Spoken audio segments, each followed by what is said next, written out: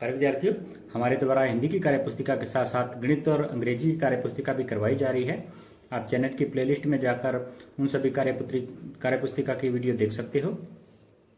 सबसे पहले कार्यपत्रक नंबर 66, इसमें दक्षता है गद्यांश पद्यांश को पढ़कर समझ के साथ उत्तर दे पाना। नीचे लिखी कविता को पढ़िए और प्रश्नों के उत्तर दीजिए। हाथी कहो शेर सिंह कहाँ चले तुम ढीले ढीले, रूप उड़ गया लग रहे पीले पीले। शेर तुमने भी गजराज कहाँ वह रूप गवाया, सिकुड़ गई है खाल और चिपकी है काया। उसके बाद हाथी सुनो शेर सिंह तुमको मैं क्या बतलाऊं, जंगल सब कट गए कहाँ से भोजन पाऊं।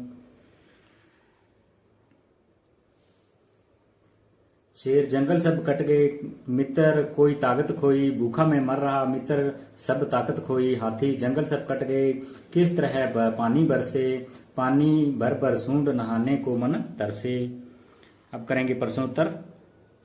इसमें दिया है दी गई कविता को कहानी के रूप में लिखिए। तो लिखेंगे एक जंगल में शेर व हाथी रहते थे। लोगों ने जंगल को काट दिया जिससे हाथी व शेर को पानी व भोजन मिलना बंद हो गया, जिससे वे भूखे मरने लगे और उनका शरीर दुबला पतला हो गया। नंबर 2, हाथी ने शेर से क्या पूछा। तो हाथी ने शेर से पूछा कि तुम ढीले ढीले और पीले पीले क्यों लग रहे हो। उसके बाद है शेर और हाथी का शरीर कमजोर क्यों हो गया था। तो लिखेंगे जंगल के कट जाने के कारण भोजन की कमी होने लगी, जिससे शेर व हाथी का शरीर कमजोर हो गया था। उसके बाद जंगल कटने से जानवरों का क्या नुकसान हो रहा है। तो लिखेंगे जंगल कटने से जानवरों को आवास भोजन व पानी की समस्या हो रही है, उन्हें स्वतंत्र विचरण का मौका भी नहीं मिल रहा है। तो प्यारे विद्यार्थियों, ये था कार्यपत्रक नंबर 66। कार्यपत्रक नंबर 67, इसमें दक्षता है गद्यांश पद्यांश को पढ़कर समझ के साथ उत्तर दे पाना। इसमें दिया है नीचे दिए गए गद्यांश को पढ़कर पूछे गए प्रश्नों के उत्तर दीजिए। संदेश भेजने के लिए पत्र का प्रयोग कई सदियों से होता आ रहा है, लेकिन अब तो लोग ईमेल से भी तुरंत संदेश भेज सकते हैं। इंटरनेट नाम के एक कंप्यूटर के महाजाल की वजह से यह संभव हुआ है। आपने कंप्यूटर के विषय में तो सुना ही होगा, आपके स्कूल या किसी दुकान में शायद आपने इसे देखा भी होगा। वीडियो दिखाने वाला स्मार्टफोन भी एक तरीके का कंप्यूटर ही है। अब करेंगे प्रश्नोत्तर। तो इसमें है क्या आपने कहीं कंप्यूटर देखा है, अपने अनुभव को लिखिए। तो लिखेंगे हाँ, हमने ई मित्र पर कंप्यूटर देखा है, वह कंप्यूटर के सारे काम आसानी से कर देता है। Aadhaar card, Jan Aadhaar card, ration card, driving licence आदि सभी काम सरल हो गए हैं। उसके बाद नंबर 2, पढ़ाई और उपयोगी जानकारी हासिल करने के लिए इंटरनेट किस तरह से उपयोगी है लिखिए। तो लिखेंगे पढ़ाई से संबंधित कोई चीज समझ नहीं आ रही है तो इंटरनेट के माध्यम से ऑनलाइन पढ़ाई कर सकते हैं। गूगल और यूट्यूब पर सभी पढ़ाई की चीजें मिल जाती है।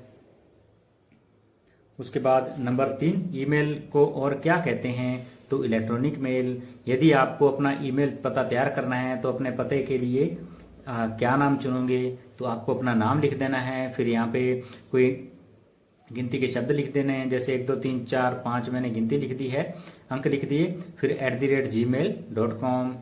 तो प्यारे विद्यार्थियों, ये था कार्यपत्रक नंबर 67। कार्यपत्रक नंबर 68, इसमें दक्षता है गद्यांश पद्यांश को पढ़कर समझ के साथ उत्तर दे पाना। इसमें दिया है गद्यांश को पढ़कर नीचे दिए गए प्रश्नों के उत्तर दीजिए। सीवी रमन भारत के प्रसिद्ध वैज्ञानिक थे। वे बचपन से ही दिमाग के धनी थे। उन्होंने अपनी पूरी शिक्षा भारत में रहकर की। बाद में उन्हें कलकत्ता के साइंस कॉलेज में प्रधानाचार्य के पद पर कार्य किया। उन्होंने विज्ञान के क्षेत्र में नए नए प्रयोग किए। प्रकाश किरणों पर उनका शोध कार्य रमन प्रभाव के नाम से प्रसिद्ध है। पूरे एशिया में सीवी रमन पहले व्यक्ति थे। उनको विज्ञान के क्षेत्र में नोबेल पुरस्कार मिला। उसके बाद प्रश्नोत्तर करेंगे। नीचे दी गई जानकारी में से सही जानकारी चुनिए। सीवी रमन कौन थे। तो थे वैज्ञानिक। है प्रधानाचार्य के रूप में किस कॉलेज में कार्यरत हुए। तो आ जाएगा साइंस कॉलेज कलकत्ता। उन्हें विज्ञान के क्षेत्र में कौन सा पुरस्कार मिला। तो उन्हें मिला नोबेल पुरस्कार। उसके बाद प्रश्न नंबर 2, कहानी के आधार पर नीचे दिए गए वाक्यों को सही क्रम में व्यवस्थित कीजिए। शुरू से अंत तक की घटना को 1 से 5 के क्रम में लगाइए। तो यहाँ देखिए नंबर 1 सबसे पहले आ जाएगा सीवी रमन, भारत के प्रसिद्ध वैज्ञानिक थे, ये नंबर 1 आ जाएगा। उन्होंने भारत में रहकर अपनी शिक्षा ग्रहण की, ये नंबर 2 आ जाएगा। बाद में उन्होंने कलकत्ता के साइंस कॉलेज में प्रधानाचार्य के पद में कार्य किया, ये नंबर 3 आ जाएगा। उन्होंने विज्ञान के क्षेत्र में नए नए प्रयोग किए, ये नंबर 4 आ जाएगा। प्रकाश किरणों में उनका शोध रमन प्रभाव के नाम से प्रसिद्ध हुआ, ये नंबर 5 आ जाएगा। उसके बाद प्रश्न नंबर 3, शब्दों को सही क्रम में लगाकर वाक्य पुनः लिखिए। क है रस हिंदी खान की है, तो इसको आ जाएगा हिंदी रस की खान है। ख एकता ही हिंदी की कुंजी राष्ट्र है, तो इसका आ जाएगा हिंदी ही राष्ट्र एकता की कुंजी है। ग है हिंदी है रानी की भाषाओं, तो इसका बन जाएगा हिंदी भाषाओं की रानी है। ग सीवी रमन को क्षेत्र में विज्ञान के पुरस्कार नोबेल मिला, तो इसका बन जाएगा सीवी रमन को विज्ञान के क्षेत्र में नोबेल पुरस्कार मिला। अड़े वैज्ञानिक भारत के सीवी रमन थे, तो इसको लिख देंगे सीवी रमन भारत के वैज्ञानिक थे। च इनका शोध प्रसिद्ध हुआ प्रकाश किरणों पर, तो इनको लिख देंगे प्रकाश किरणों पर इनका शोध प्रसिद्ध हुआ। तो प्यारे विद्यार्थियों, ये था कार्यपत्रक नंबर 68। पत्रक नंबर 69 इसमें दक्षता है सविवेक से लेखन कर पाना। तो इसमें दिया है निम्नलिखित शब्दों की सहायता से नीचे दिए गए चित्र के आधार पर एक कहानी लिखिए। संकट, चीखना चिल्लाना, मित्र, सबक मिलना, सरपट भागना। तो ये आपको एक चित्र दे रखा है, इस चित्र के आधार पे अपने कहानी बनाएंगे। देखिए, तो ये कहानी आ जाएगी। कुछ शरारती बच्चे एक बगीचे में गए, सुंदर सुंदर फूल देखकर वे उनको तोड़ने लगे, जबकि वहां फूल तोड़ना मना है लिखा हुआ था, लेकिन वे नहीं माने। जैसे ही उन्होंने फूल तोड़ने को डाली को खींचा, तो फूलों में बैठी मधुमक्खियों ने उन पर हमला कर दिया। मधुमक्खियों के काटने से उन्हें जलन व दर्द होने लगा। वे चीखने चिल्लाते हुए इधर उधर भागने लगे। तब बच्चों को एहसास हुआ कि हमें फूल नहीं तोड़ने चाहिए, क्योंकि इससे पेड़ों को नुकसान होता है। अतः हमें कभी भी फूल पत्तियों को नहीं तोड़ना चाहिए। तो प्यारे विद्यार्थियों, ये था कार्यपत्रक नंबर 69। कार्यपत्रक नंबर 70 इसमें दक्षता है पहेलियों को पढ़कर उनमें निहित अर्थ को समझ पाना। नीचे दी गई पहेलियों को समझकर हल करिए। नंबर 1 है एक जानवर ऐसा जिसकी दुम पर पैसा, सिर पर है ताज भी बादशाह जैसा।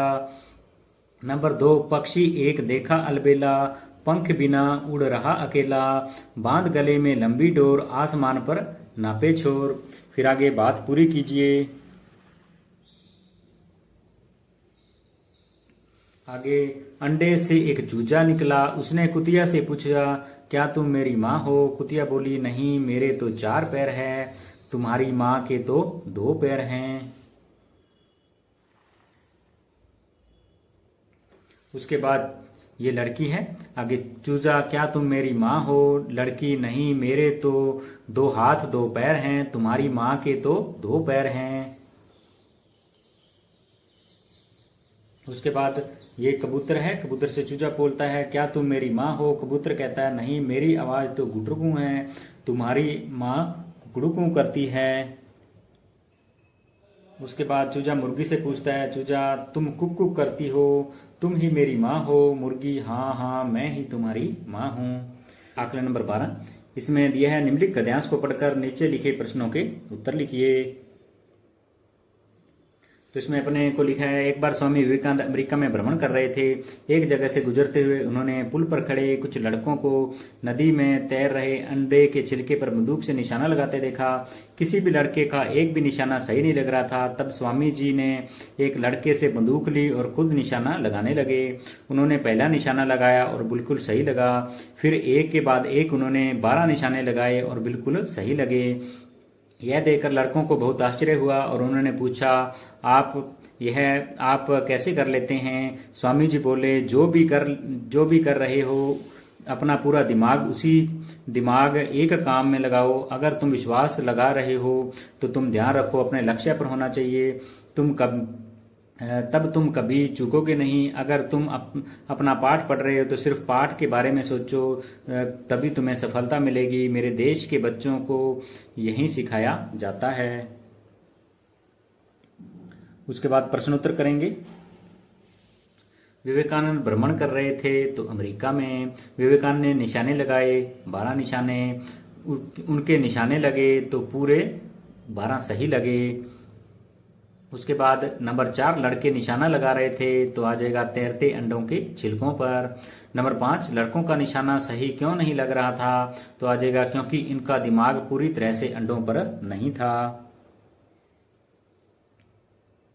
उसके बाद नंबर 6 हमें अपने काम में सफलता किस तरह मिल सकती है तो लिखेंगे हम जिस काम को कर रहे हैं अगर उसी के बारे में सोचेंगे तो हमें सफलता जरूर मिलेगी।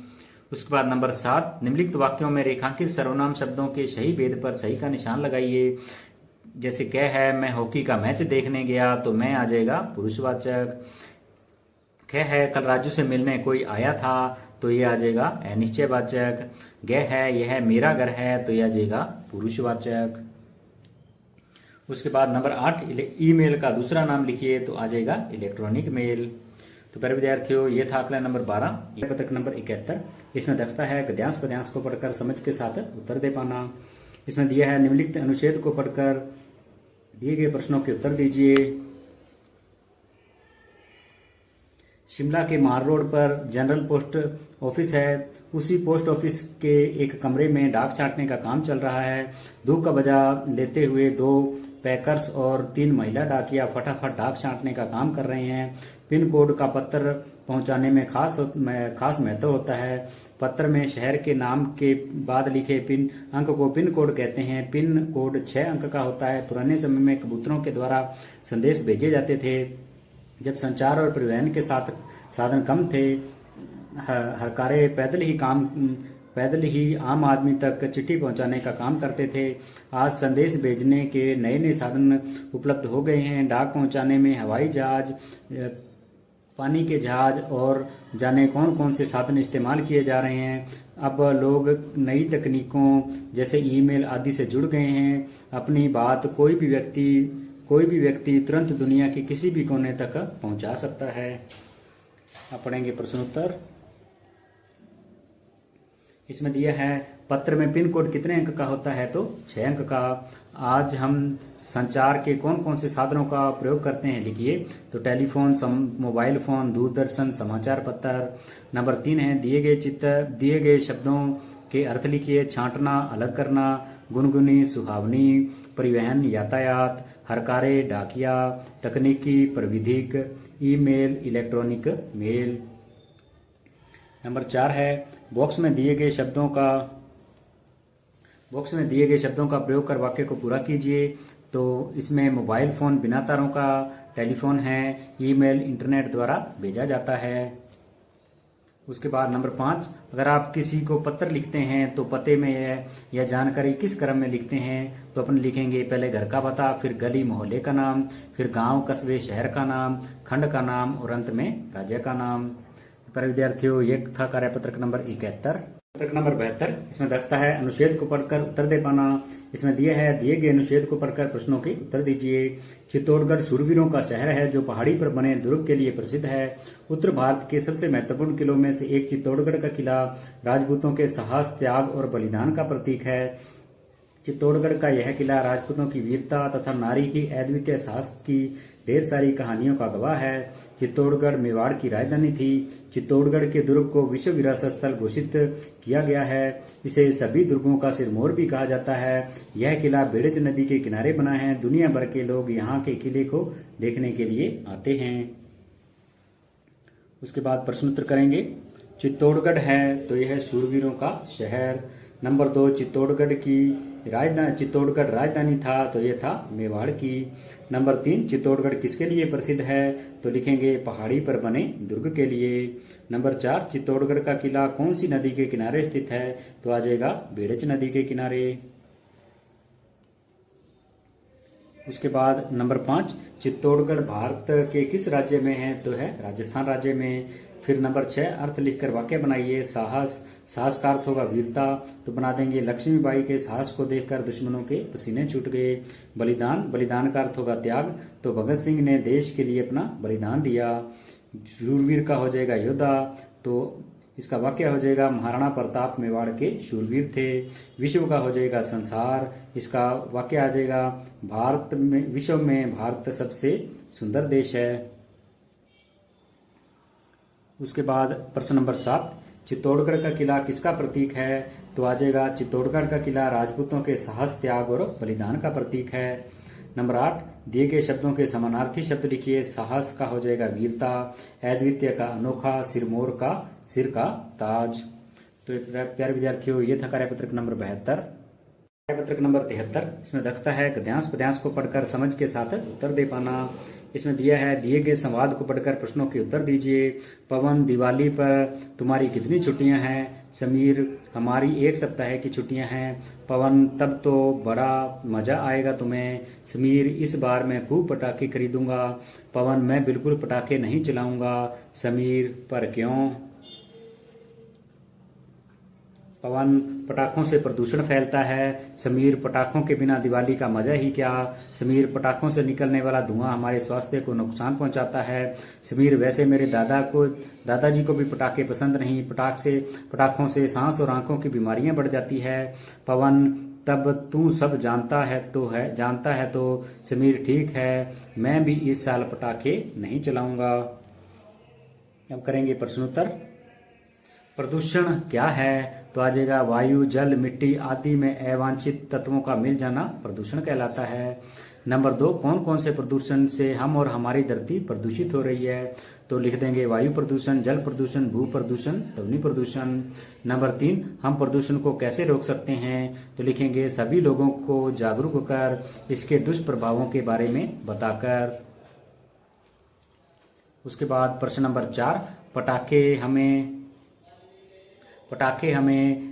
पटाखे बड़े, बूढ़े और बीमार लोगों को कैसे प्रभावित करते हैं? तो आ जाएगा पटाखों से सांस लेने में दिक्कत आती है तथा इनकी आवाज से ध्वनि प्रदूषण होता है। नंबर 5, आप सब दिवाली कैसे मनाते हैं? तो लिखेंगे हम दिवाली पर नए नए कपड़े खरीदते हैं, सबको मिठाइयां खिलाते हैं, लक्ष्मी और गणेश जी की पूजा करते हैं। तो प्यारे विद्यार्थियों, ये था कार्यपत्रक नंबर 73। कार्यपत्रक नंबर 74, इसमें दक्षता है गद्यांश पद्यांश को पढ़कर समझ के साथ उत्तर दे पाना। इसमें दिया है निम्नलिखित पद्यांश को पढ़कर दिए गए प्रश्नों के उत्तर दीजिए। सच हम नहीं, सच तुम नहीं, सच है महज संघर्ष ही। ऐसा करो जिससे नए प्राणों में कहीं जड़ता रहे। जो भी जहां चुपचाप अपने आप से लड़ता रहे। जो भी परिस्थितियां मिले, कांटे चुभे कलियां खिले, हारे नहीं इंसान, है संदेश जीवन का यही। सच हम नहीं, सच तुम नहीं। उसके बाद प्रश्नोत्तर करेंगे। कवि ने जीवन का सच्चा सच किसे कहा है? तो जीवन में संघर्ष करना ही सच्चा सच है। नंबर 2, चुपचाप अपने आप से लड़ने का क्या मतलब है? तो आ जाएगा अर्थात जब भी कभी जड़ता आए तो उससे लड़कर अपने आप को चेतन बनाना चाहिए। नंबर 3, कांटे और कलियां किसका प्रतीक है? तो आ जाएगा दुख और सुख के प्रतीक। नंबर 4, कवि क्या संदेश देना चाहता है? तो आ जाएगा जीवन एक संघर्ष है जिसे दुख और सुख में परिस्थितियों का सामना कर आराम से जीना चाहिए। उसके बाद नंबर 5, हार सच शब्दों का विलोम शब्द लिखिए। हार का हो जाएगा जीत और सच का झूठ। नंबर 6, ता प्रत्यय लगाकर कोई 4 नए शब्द बनाइए। तो आ जाएंगे मानवता, दीर्घता, लघुता, वीरता। प्यारे विद्यार्थियों, ये था कार्यपत्रक नंबर 74। कार्यपत्रक नंबर 75, इसमें दक्षता है गद्यांश पद्यांश को पढ़कर समझ के साथ उत्तर दे पाना। तो इसमें दिया है निम्नलिखित गद्यांश को पढ़कर दिए गए प्रश्नों के उत्तर दीजिए। भारत एक महान देश है। उत्तर दिशा में हिमालय पर्वत भारत की ऊंचाई प्रकट करता है। इससे निकलने वाली गंगा, यमुना आदि नदियां भारत भूमि को जलदान करती है। खेती सोना उगलती है। वन, उपवन और उद्यान फूल, फल और लताओं से लहरा जाते हैं। हिमालय की घाटियों में जड़ी बूटी होती है जो हमारे रोग दूर करने के काम आती है। भारत की भांति हिमालय विशाल है, अटल है, अमर है। हिमालय भारत का एक पर्वत नहीं, समय भारत है। हम सब उसके ऋणी हैं। अब करेंगे प्रश्नोत्तर। उपयुक्त गद्यांश का उचित शीर्षक दीजिए। तो आ जाएगा हिमालय पर्वत का महत्व। नंबर 2, हिमालय पर्वत से निकलने वाली नदियां कौन सी है? तो आ जाएगा गंगा, यमुना आदि। नंबर 3, जलदान की तरह निम्न 3 शब्दों को भी बनाइए। जलदान, जल का दान करना। अन्नदान, अन्न का दान करना। भूमिदान, भूमि का दान करना। नेत्रदान, नेत्र का दान करना। नंबर 4, हिमालय शब्द का संधि विच्छेद है। तो आ जाएगा हिम प्लस आलय। उसके बाद नंबर 5, हिमालय पर्वत की कोई 3 विशेषताएं लिखिए। तो लिख देंगे हिमालय से नदियां निकलती है, हिमालय की घाटियों में जड़ी बूटियां होती है, हिमालय पर्वत विशाल विशाल अमर और अटल है। नंबर 6, हिमालय पर्वत की महानता को किसके गौरव का प्रतीक माना जाता है। तो लिख देंगे भारत के गौरव का। नंबर 7, प्रस्तुत गद्यांश से संबंधित कविता की कुछ पंक्तियां लिखिए। तो लिख देंगे खड़ा हिमालय बता रहा, डरो नहीं आंधी से, खड़े रहो तुम अविचल होकर सब संकट तूफानी में। उसके बाद नंबर 8, अटल अमर शब्दों के उपसर्ग से अलग करके लिखिए। ए प्लस टल अटल, ए प्लस मर। आकलन नंबर 13, प्रश्न नंबर 1, पिन कोड होता है तो ये होता है 6 अंकों का। नंबर 2, निम्न के विलोम शब्द लिखिए। साहसी का हो जाएगा कायर, हार का जीत, शुद्ध का अशुद्ध, सच्चा का झूठा। नंबर 3, जलदान करती है तो ये करती है नदियां। उसके बाद नंबर 4, निम्न में से उस शब्द को छांटिए जो समूह से अलग है। तो यहाँ पे जो अलग है वो है जल पानी। नंबर 5, भारत के गौरव का प्रतीक बताया है तो ये बताया है हिमालय पर्वत को। नंबर 6, निम्न के पर्यायवाची समानार्थी शब्द लिखिए। सिंह के हो जाएंगे शेर, वनराज, गगन का नभ और आकाश। नंबर 7, जल प्रदूषण से होने वाले नुकसान लिखिए। तो लिख देंगे टीबी, दस्त, पीलिया, उल्टी आदि बीमारियां हो सकती है। नंबर 8, भारत और हिमालय की कोई 2 विशेषताएं लिखिए।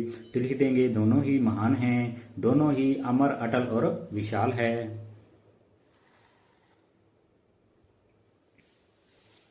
नंबर 9, नीचे लिखे शब्दों के अर्थ लिखकर वाक्य में प्रयोग कीजिए।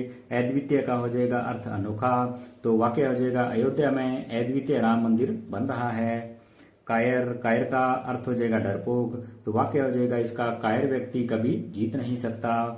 साहस का अर्थ हो जाएगा वीरता, वाक्य प्रयोग करेंगे महाराणा प्रताप ने ऐदम में साहस था। नंबर 10, हम प्रदूषण को कैसे रोक सकते हैं। तो लिख देंगे सभी लोगों को जागरूक कर उनके दुष्प्रभावों के बारे में बताकर।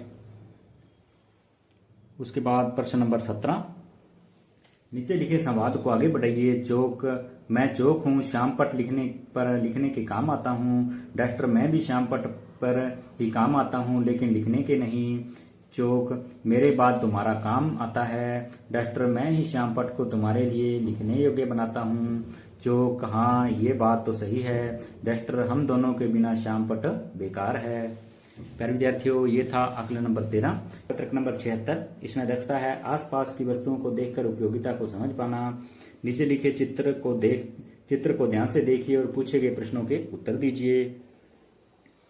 तो इसमें नंबर 1 है, चित्र में दिखाई देने वाली किन्हीं 8 वस्तुओं के नाम लिखिए। तो लिख देंगे औरत, साइकिल, आदमी, लकड़ी, बकरी, छड़ी और घड़ा, सब्जियां। नंबर 2 है, इस चित्र में घरों की छत किस सामग्री से बनी है। तो घास, मिट्टी, लकड़ी आदि से। नंबर 3, आपके गांव या शहर में कौन कौन से पेड़ हैं उनके नाम लिखिए। तो लिख देंगे अमरूद, पीपल, आम, बरगद, नीम, बबूल, शीशम, खजूर। उसके बाद नंबर 4, आपके घर की ईंट किस सामग्री से बनी है, जानकारी कर लिखिए।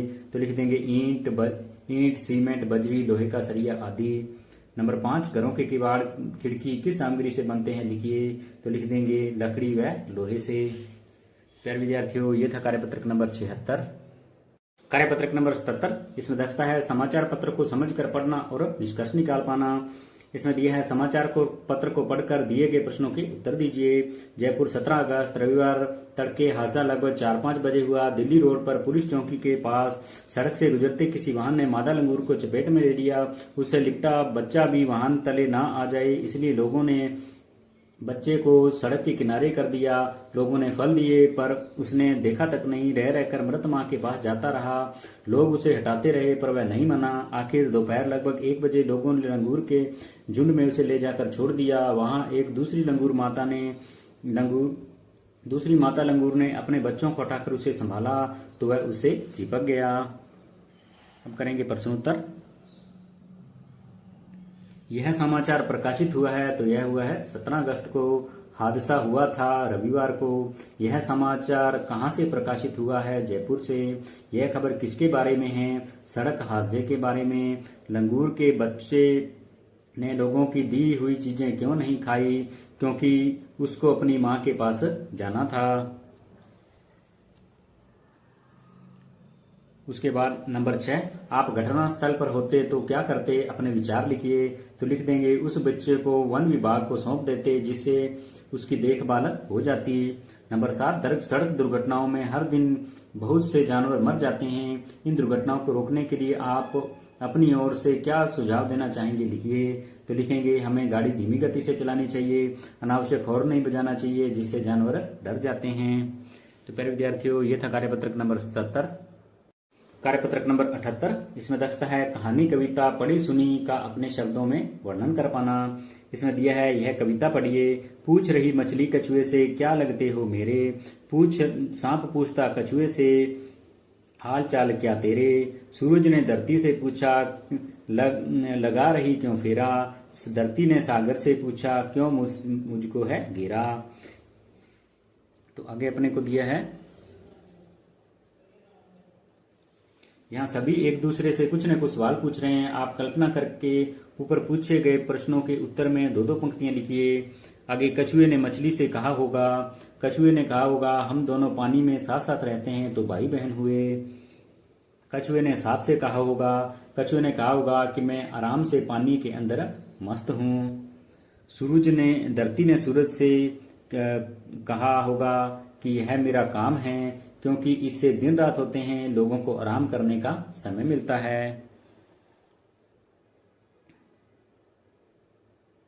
सागर ने धरती से कहा होगा मैंने तुम्हारी नदियों को अपने अंदर समाहित कर रखा है। उसके बाद नंबर 5, इस कविता को दी गई पंक्तियों की सहायता से आगे बढ़ाइए। चांद ने तारों से पूछा तुमने क्यों मुझको है घेरा?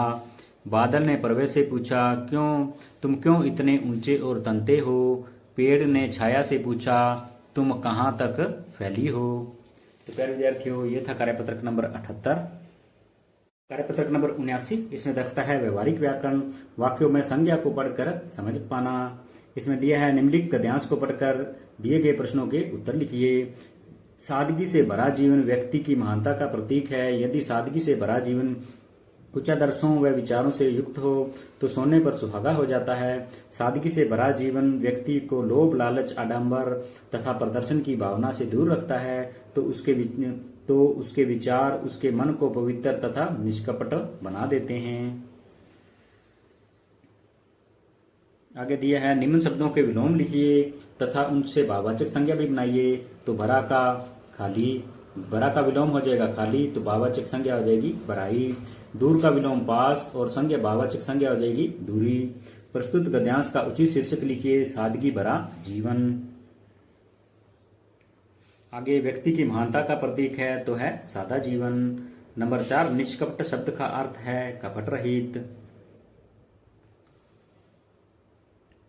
नंबर 5, सादगी भरा जीवन मन को पवित्र करता है, तो इसमें आ जाएगा मन को पवित्र। नंबर 6, सोने पे सुहागा होना मुहावरे का अर्थ बताइए, तो अच्छे में और अच्छा होना। तो प्यारे विद्यार्थियों, ये था कार्यपत्रक नंबर 79। कार्यपत्रक नंबर 80, इसमें दक्षता है संवाद को पढ़कर समझना व पूछे गए प्रश्नों के उत्तर दे पाना। तो इसमें दिया है निम्नलिखित संवाद को पढ़कर दिए गए प्रश्नों के उत्तर दीजिए। छत्रपति शिवाजी सेनापति युद्ध का क्या समाचार है? सेनापति महाराज युद्ध में हम विजय हुए और बहलोल खां दुम दबाकर भाग निकला। छत्रपति शिवाजी सेनापति आपके हाथ में क्या है और इस पालकी में कौन आया है? सेनापति महाराज यह मेरे हाथ में कुरान है और इस पालकी में बहलोल खां की बेगम गोहर बानू है। गोहर बानू आपके लिए तोहफा है। कुरान को अपमानित कर हम हमारे मंदिरों और धर्म ग्रंथों का प्रतिशोध ले सकते हैं। छत्रपति शिवाजी सेनापति स्त्री और धर्म ग्रंथ अपमानित करने के लिए नहीं, सम्मान के लिए होती है। जाओ इन्हें सह सम्मान लौटाकर आओ। उसके बाद प्रश्नोत्तर। युद्ध से दुम दबाकर कौन भागा? तो बहलोल खां। नंबर 2, दुम दबाकर भागना मुहावरे का अर्थ होता है तो डर कर भाग जाना। नंबर 3, हिंदू धर्म के प्रमुख धर्म ग्रंथ रामायण, गीता, वेद है। इसी तरह इस्लाम, ईसाई और सिख धर्म के प्रमुख धर्म ग्रंथ का नाम लिखिए। इस्लाम का कुरान, ईसाई का बाइबल, सिख का गुरु ग्रंथ साहिब। नंबर 4, एक अच्छे शासक के क्या गुण होने चाहिए? एक अच्छे शासक में सत्यवादी, बलशाली, वृद्धों व स्त्रियों का सम्मान करना, विनयशील, विवेकी, निर्भीक, न्यायप्रिय, मृदुभाषी आदि गुण होने चाहिए। उसके बाद नंबर 5, छत्रपति शिवाजी ने कहा स्त्री और धर्म ग्रंथ अपमानित करने के लिए नहीं, सम्मान करने के लिए होते हैं। क्या आप इससे सहमत है? क्यों? लिखिए। हाँ, स्त्री और धर्म ग्रंथ का सम्मान करना चाहिए क्योंकि हमारी प्राचीन संस्कृति हमें यही सिखाती है। नंबर 6, आप भी ऐसे 2 महान पुरुषों के नाम लिखिए जिन्होंने स्त्री व धर्म का सम्मान किया हो। तो लिख देंगे गुरु गोविंद सिंह और महाराणा प्रताप। नंबर 14, इसमें दिए है निम्नलिखित गद्यांश को पढ़कर दिए गए प्रश्नों के उत्तर दीजिए। थैले वाले गुरुजी प्रत्येक शनिवार को बच्चों के लिए कहानियों की किताबें थैले में लाते थे। सभी बच्चे शुक्रवार की प्रतीक्षा करते थे। उनमें कहानियां पढ़ने की अत्यधिक लालसा रहती थी। गुरुजी के थैले में कहानियों का पूरा संसार होता था। पंचतंत्र, जातक कथा, चित्र कथा, पुरानी कथा से लेकर नदी नाले झरने पर्वत, पशु पक्षियों से लेकर धरती आकाश तक की कहानियां होती थी। पूरा ब्रह्मांड उनके थैले में होता था। बच्चों के चेहरे की खुशी ही गुरुजी का पारिश्रमिक होता था। फिर अब प्रश्न उत्तर करेंगे। सभी बच्चे प्रतीक्षा करते थे तो करते थे शुक्रवार की। नंबर 2, कहानियों का पूरा संसार होता था तो गुरुजी के थैले में। नंबर 3, गुरुजी का पारिश्रमिक क्या था? तो बच्चों के चेहरे की खुशी। नंबर 4, पूरा ब्रह्मांड गुरुजी के थैले में होता था। कैसे? तो उनके थैले में पंचतंत्र, जातक कथा, चित्रकला, पुरानी कथा से लेकर नदी नाले झरने पर्वत, पशु पक्षियों से लेकर धरती आकाश तक की कहानियां होती थी। उसके बाद नंबर 5, किसको कहानियां पढ़ने की लालसा रहती थी? तो बच्चों को। नंबर 6, आपको किस तरह की कहानियां पढ़ना अच्छा लगता है? तो पंचतंत्र, पौराणिक एवं धार्मिक। नंबर 7, लंगूर के बच्चों को संभाला तो दूसरी माता लंगूर ने। नंबर 8, सादा जीवन प्रतीक है, यह है महानता का। नंबर 9, ऊपर गद्यांश में 5 संज्ञा शब्द छांटकर लिखिए। तो आ जाएगा थैले वाला, गुरुजी, बच्चे, थैला और पर्वत। उसके बाद नंबर 10, आजकल बच्चे कहानियों की पुस्तकें कम पढ़ते हैं। हमें क्या प्रयास करने चाहिए कि बच्चे कहानियों की पुस्तकें पढ़ना शुरू कर दें? तो लिखेंगे बच्चों को कहानियां सुनानी चाहिए, उनके अंदर जिज्ञासा पैदा करनी चाहिए। पृथक नंबर 81, इसमें दक्षता है गद्यांश पद्यांश को पढ़कर समझ के साथ उत्तर दे पाना। इसमें दिया है निम्नलिखित गद्यांश को पढ़कर दिए गए प्रश्नों के उत्तर दीजिए। तीनों सहेलियां राधा, कविता और सूची श्रीनगर हवाई अड्डे के बाहर आई तो उनके टैक्सी ड्राइवर ने सलाम वालेकुम कहकर स्वागत किया। उनकी टैक्सी लेह लद्दाख के लिए रवाना हुई। लंबा सफर करते हुए वे कारगिल गोम्पा पहुंची। मोनेस्ट्री के भीतर प्रवेश करने से पहले कुछ लद्दाखी लड़कियों ने मुस्कुराते हुए हाथ आगे उठाते हुए कहा, झूले झूले। वे तीनों समझ नहीं पाई और एक दूसरे का मुंह ताकने लगी। एक लद्दाखी लड़की ने कहा, झूले झूले का मतलब है नमस्ते। तब तीनों ने मुस्कुराकर एक से कहा, झूले झूले। उसके बाद प्रश्न उत्तर करेंगे। सलाम वालेकुम कहा था तो टैक्सी ड्राइवर ने। नंबर 2, वे तीनों एक दूसरे का मुंह ताकती रह गई। क्यों? क्योंकि वे झूले झूले का मतलब नहीं समझी। नंबर 3, टैक्सी रवाना हुई थी तो श्रीनगर से। उसके बाद नंबर 4, हम एक दूसरे से मिलने पर एक दूसरे का अभिवादन करते हैं। आपके वहां पर स्थानीय भाषा में एक दूसरे पर मिलने पर अभिवादन को क्या कहते हैं? तो लिखेंगे राम राम, जय श्री कृष्णा, राधे राधे। नंबर 5, निम्नलिखित का मिलान कीजिए। नमस्ते का हो जाएगा झूले झूले, वृक्ष से पेड़, वायुयान हवाई अड्डा, सहेलियां सखियां। नंबर 6, पता करके लिखिए अन्य भाषाओं में लोग अभिवादन कैसे करते हैं? तो नमस्कार, सत श्री अकाल, जय श्री राधे, गुड मॉर्निंग, खमा गणी, जय जिनेन्द्र आदि। उसके बाद नंबर 7, नए शब्द बनाइए। लद्दाख लद्दाखी, कश्मीर कश्मीरी, महाराष्ट्र महाराष्ट्रियन, राजस्थान राजस्थानी। तो प्यारे विद्यार्थियों, ये था कार्यपत्रक नंबर 81। कार्यपत्रक नंबर 82, इसमें दक्षता है गद्यांश पद्यांश को पढ़कर समझ के साथ उत्तर दे पाना। तो इसमें दिया है दी गई कहानी को पढ़कर नीचे दिए गए प्रश्नों के उत्तर दीजिए। भावेश शाम से पहले अनिल और पंकज के घर पहुंच गया, लेकिन आशा और निर्मला नहीं आई। तीनों के पास साइकिल थी। तीनों ने पास की इमारत का दौरा करने का फैसला किया। तीनों लकड़ी के पुल से गुजरते हुए भावेश सूखे पुल के ऊपर बीच में रुककर पुल के ऊपर से नीचे तक ध्यान से देखता रहा। पुल के नीचे पहले ईंटों का आधार दिया हुआ था, जो काफी बड़ा और ईंटों का बनाया हुआ था। तीनों कोई दूर आने के बाद एक खंडर पर रुके, जो काफी पुराना था। उसने टूटी फूटी और उसकी ईंटें टूटी फूटी और बाहर निकल आई थी। वहीं पास में ईंट के बट्टे में कोई आग लगाकर ईंट लगाने की तैयारी में था। कोई ईंट बना रहा था, कोई उन्हें भट्टे में डाल रहा था, कोई मिट्टी लाता, कोई इन्हें गूंथता, कोई सूखी मिट्टी को सुखाकर भट्टे में ले जा रहा था। अब पढ़ेंगे प्रश्नोत्तर। तीनों ने दौरा करने का फैसला किया तो पास वाली इमारतों का। नंबर 2, पुल के नीचे आधार दिया था तो ईंटों का। नंबर 3, भावेश शाम होने से पहले किसके घर पहुंच गया था? अनिल और पंकज के घर पहुंच गया था। नंबर 4, ईंटों के भट्टे में क्या क्या काम हो रहा था? तो कोई ईंट बना रहा था, कोई भट्टे में डाल रहा था, कोई मिट्टी लाता, कोई गूंथता, कोई सूखी ईंटों को सुखाकर ले जा रहा था। उसके बाद नंबर 5, ईंट बनाने में किन किन चीजों का प्रयोग किया जाता है? मिट्टी, पानी, सांचा, पकाने के लिए कोयला, लकड़ी या सरसों का अपशिष्ट कचरा।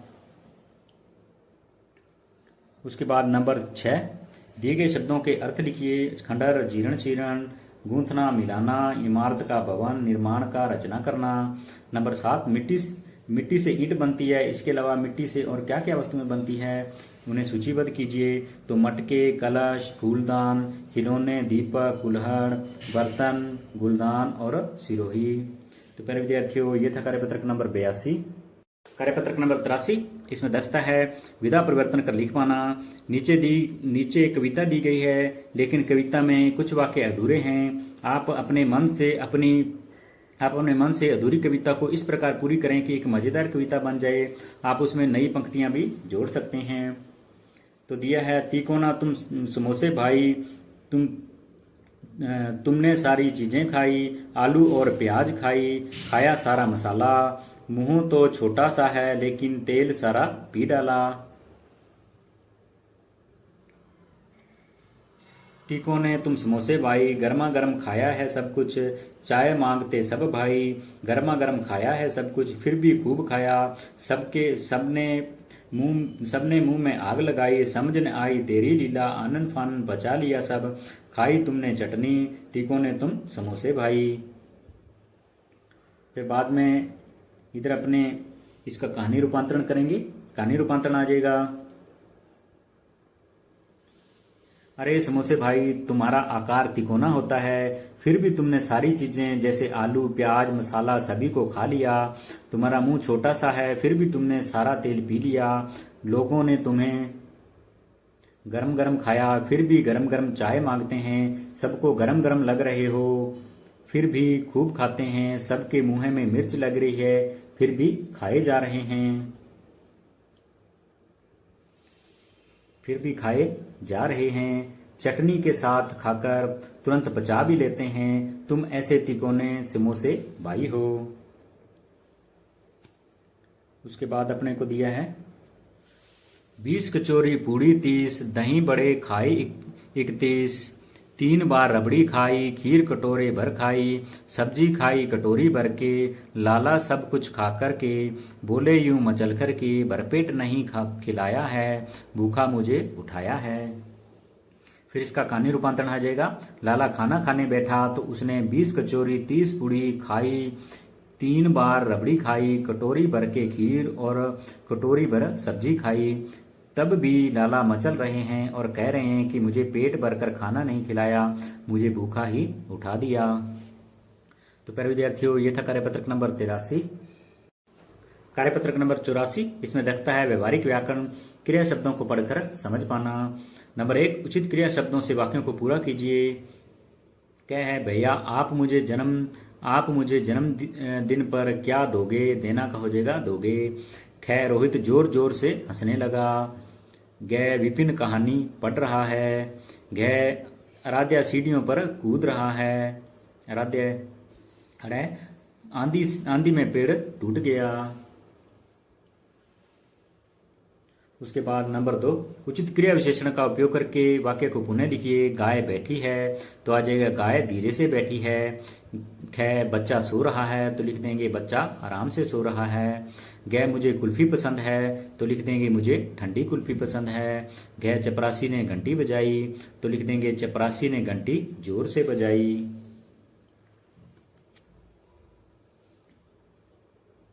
उसके बाद नंबर 3, इस वर्ग पहेली से क्रिया शब्द चुनकर लिखिए और किसी 4 शब्दों को वाक्य में प्रयोग कीजिए।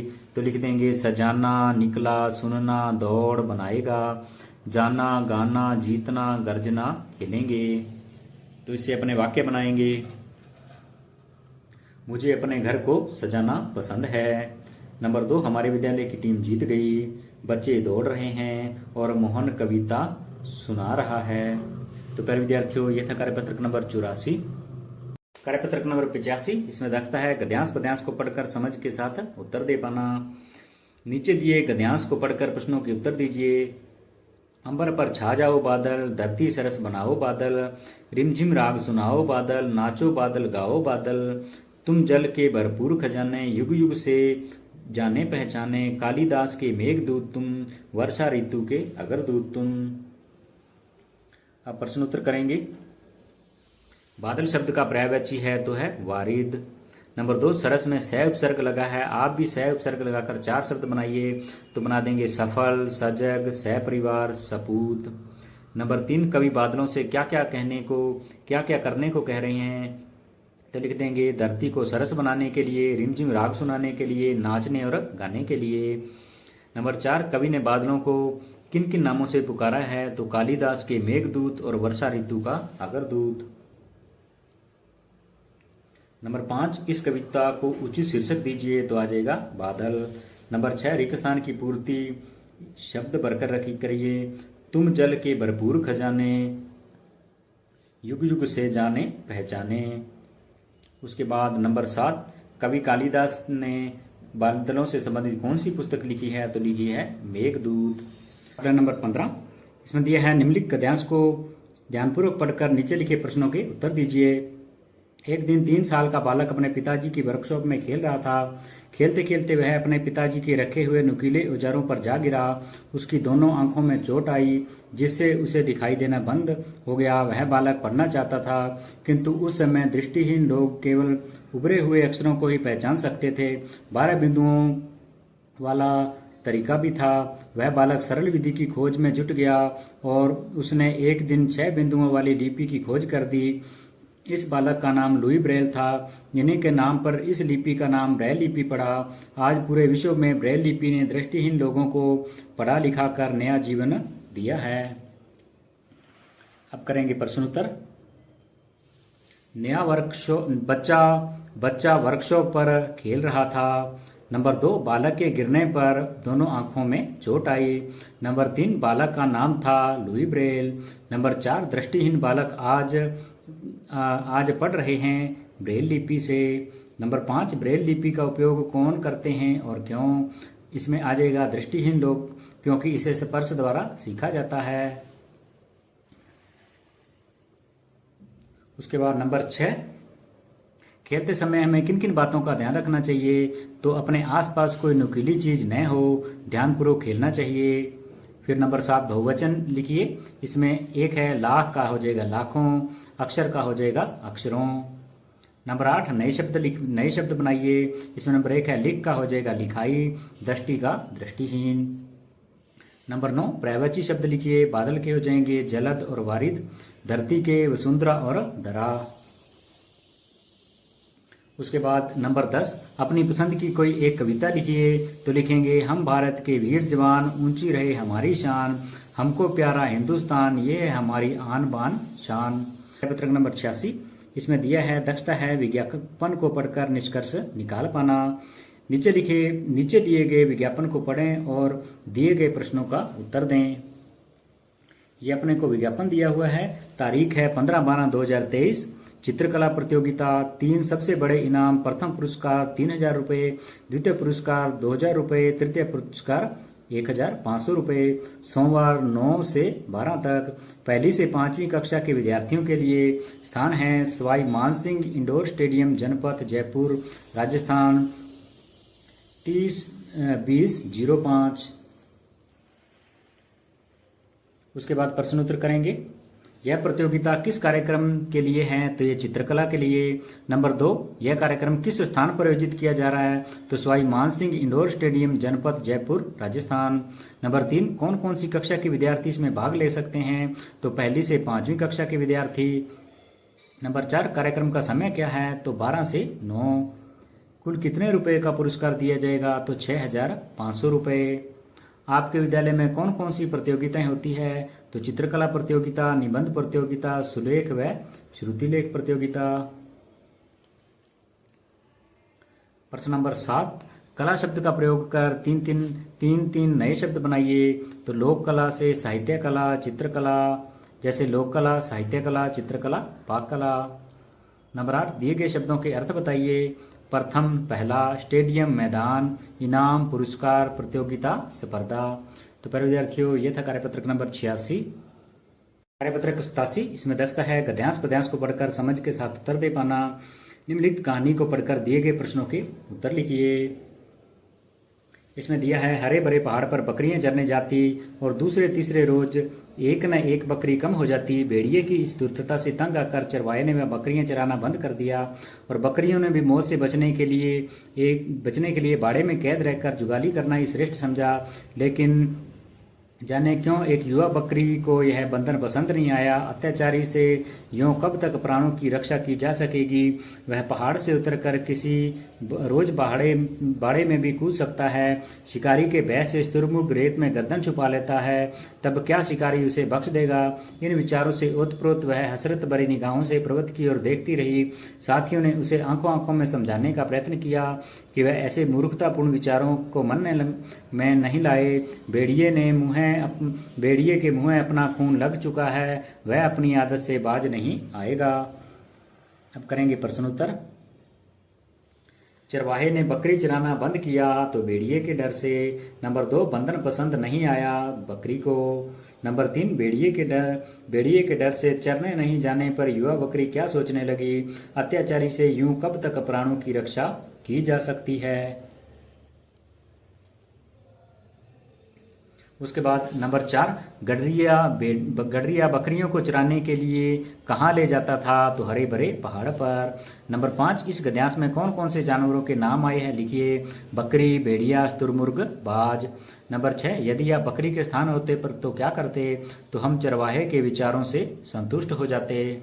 तो प्यारे विद्यार्थियों, ये था कार्यपत्रक नंबर 87। कार्यपत्रक नंबर 88, इसमें दक्षता है व्यवहारिक व्याकरण संदर्भ के साथ वाक्य के लिए उचित शब्द दे पाना। इसमें दिया है, निम्नलिखित गद्यांश को पढ़कर दिए गए प्रश्नों के उत्तर दीजिए।